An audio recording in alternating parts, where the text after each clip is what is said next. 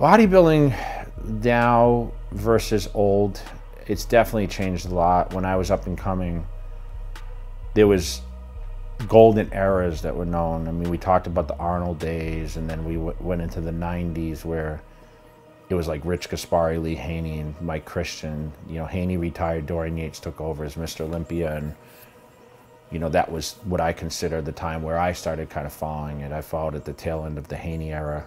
He retired in 91. And then Dorian Yates took over from 92 to 2000, to 98. You know, he was pretty much champ. He retired in 98, and of course Ronnie Coleman won from there, and then I picked up battling him. So I've seen bodybuilding at its biggest, and I feel that this day and age, people have a different route to take. The social aspect came into it. I think social media has changed now. You don't have to have the accolades to be famous on a bodybuilding stage. And I think it's affected the level of competition. I feel that the level has definitely swung. Well, you have some guys that definitely could hold weight against the older generation. But at the same time, we don't see as much deep talent, especially at the professional level that we saw. I mean, it's not as deep as it was where you had so many guys that could be right there winning.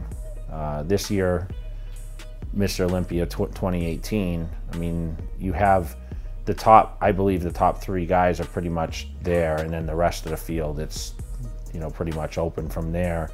But, you know who's kind of being that top 7. There's not a lot of guys that really have the chance to really break through and push those top spots. So I feel like it has fallen off a little bit just because there's more opportunity for any of these athletes to switch over divisions and maybe not focus on the bigger stuff, which is, you know, the men's open.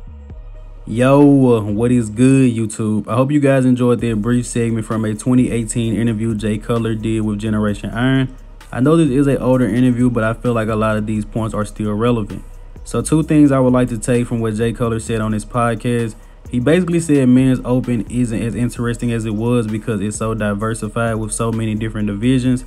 And I can agree with that, guys. I mean, back in the day, if you didn't have the best legs, you know, you couldn't just go to men's physique, or if you couldn't get big, you know, it wasn't really a 212. It was a 212 or a 202 later in Jay Cutler's career. But imagine nowadays if there were only men's open, guys. Guys like Derek Lunsford, Breon Ainsley, Keon Pearson, Chris Bumstead, Terrence Ruffin, all of these guys would have to compete in men's open. Now, we can go into a whole nother conversation about how they necessarily wouldn't be the healthiest, but I think we can all agree that if there was just men's open, the division would be a lot more interesting. Because if you want to be a bodybuilder, you have to be a men's open bodybuilder. And when a lot of these guys started, they actually turned pro in bodybuilding, such as Chris Bumstead, as well as Terrence Ruffin. But now, on the other note, even though the divisions may have downed the popularity in men's open bodybuilding, I personally believe that bringing in all of these new divisions has grown the sport of bodybuilding as a whole. Classic physique is arguably becoming one of these most popular divisions. 212, I like it a lot. You know, a lot of people don't. Men's physique, our general bodybuilding fans don't really like it, but honestly, men's physique has a huge fan base, and there are a lot of guys that really love the division.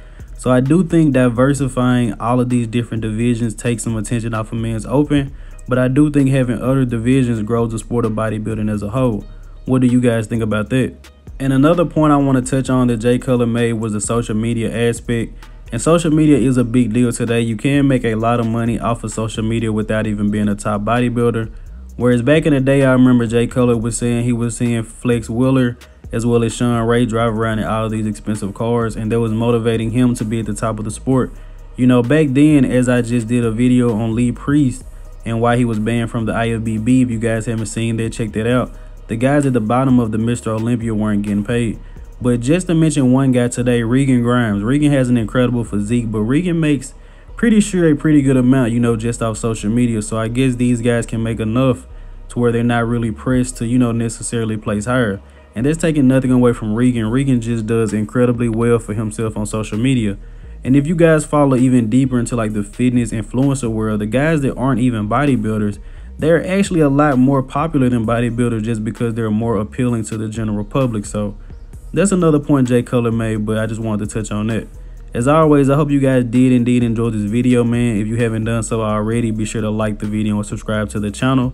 I'm Christian from Go Fitness, and I'm out.